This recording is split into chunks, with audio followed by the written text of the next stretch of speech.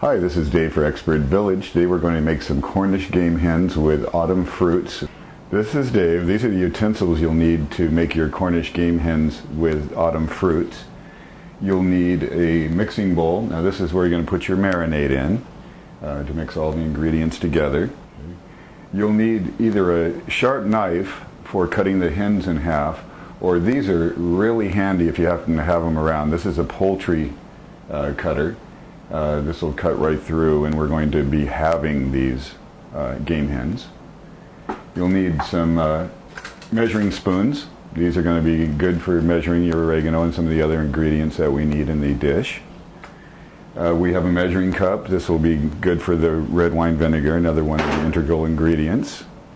We'll also have an aluminum pan. Now you can use a regular roasting pan that you're going to roast your hens in. I happen to use this one. It fits in the oven really well, and it evenly cooks the hens. And then of course the always handy paper towels for every other mess you may make in the kitchen. So let's get started.